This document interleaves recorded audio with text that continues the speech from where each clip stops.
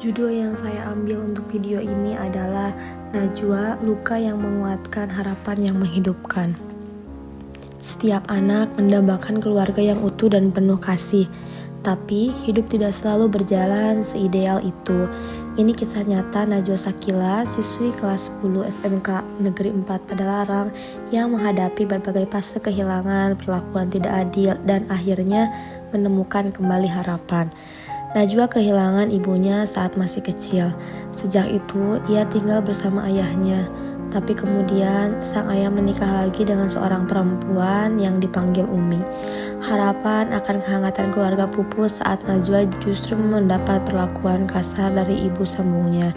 Ia merasa tidak dicintai, tidak dianggap, bahkan seperti beban di rumahnya sendiri. Hari-harinya diwarnai rasa takut, gangguan tidur, dan kesepian. Ia tidak tahu harus bicara pada siapa. Ia memendam semua luka itu sendiri. Namun, titik balik mulai muncul ketika ayahnya akhirnya bercerai dari Umi. Tak lama, sang ayah menikah lagi dengan seorang perempuan yang dipanggil olehnya Bunda. Dan dari sinilah hidup Najwa perlahan berubah. Saya bisa bertemu dengan konseli dikarenakan kami memiliki ruang lingkup yang cukup dekat. Rumah kami berjarak beberapa meter dan kami masih satu desa. Dari situlah saya mulai tertarik dengan beliau dan mengajak beliau untuk melakukan sesi konseling bersama saya. Sesi konseling ini berjalan 2 kali, di mana Najwa mulai mengikuti konseling bersama saya. Ia mulai mengungkapkan semua luka yang disimpannya. Ia belajar memaafkan masa lalu, mengenali emosinya, dan menata kembali harapan.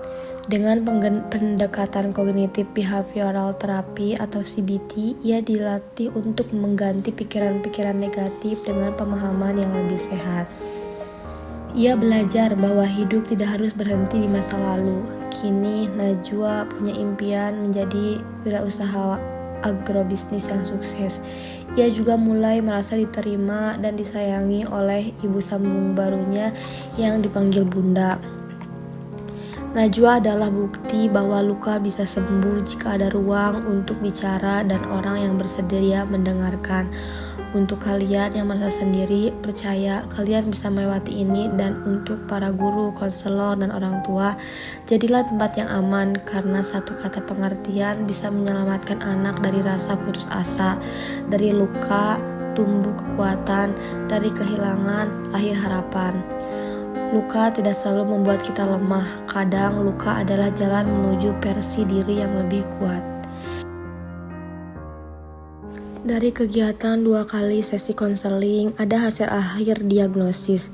Berdasarkan hasil observasi dan 2 sesi konseling bersama Najwa, dapat disimpulkan bahwa konseli mengalami gangguan penyesuaian atau adjustment disorder yang muncul setelah peristiwa meninggalnya ibu kandung yang sangat berpengaruh dalam hidupnya. Gejala yang muncul meliputi kesedihan mendalam, perasaan kehilangan yang berkepanjangan, kesulitan tidur, kecemasan terhadap masa depan, dan kurangnya motivasi dalam menjalani aktivitas sehari-hari, termasuk dalam bidang akademik. Reaksi emosional Najwa menunjukkan adanya ketidakseimbangan dalam proses penerimaan terhadap peristiwa duka yang menyebabkan gangguan dalam fungsi sosial, emosional, dan kognitifnya. Meskipun demikian, Najwa menunjukkan adanya motivasi untuk pulih dan keterbukaan dalam mengikuti proses konseling yang menjadi indikator positif untuk pemulihan. Diagnosis ini mengacu pada gangguan penyesuaian yang termasuk dalam kategori gangguan stres dan trauma. Diagnosis ini digunakan karena gejala Najwa muncul sebagai respons terhadap peristiwa besar, menyebabkan gangguan signifikan dalam fungsi kehidupannya. Kemudian, dari 2 kali konseling ini ditemukan prognosis berdasarkan keterlibatan konseli dalam 2 sesi konseling, serta kemauannya untuk membuka diri dan mengerjakan tugas-tugas konseling, maka prognosis perkiraan perkembangan konseli bagi Najwa secara umum cukup positif dengan catatan bahwa ia mendapatkan dukungan konseling yang berkelanjutan dan lingkungan yang mendukung proses pemulihannya. Meskipun saat ini ia masih mengalami gejala seperti gangguan tidur, perasaan kesepian, dan kesulitan dalam merencanakan masa depan, ia telah menunjukkan respons yang baik terhadap proses konseling.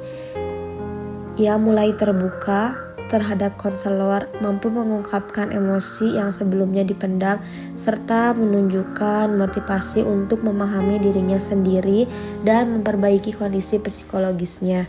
Keberhasilannya dalam sesi konseling awal memberikan indikasi bahwa dengan pendekatan yang konsisten dan empatik, kondisi Najwa dapat membaik. Namun, jika tidak ada pendampingan lanjutan atau jika lingkungan sosialnya tetap kurang mendukung, maka dikhawatirkan proses adaptasinya akan berjalan lambat. Oleh karena itu, keterlibatan orang-orang terdekat seperti guru, orang tua menjadi penting dalam menopang proses pemulihan dan perkembangan emosional ke depannya. Dapat disimpulkan berdasarkan hasil konseling yang telah dilakukan bahwa Najwa menghadapi tantangan psikologis yang berkaitan dengan kondisi keluarga atau yang bisa disebut broken home, gangguan tidur, serta proses penerimaan diri dan pencarian arah masa depan. Dampak dari situasi keluarga menyebabkan munculnya emosi negatif, perasaan tidak berdaya, dan kebingungan dalam mengambil keputusan hidup.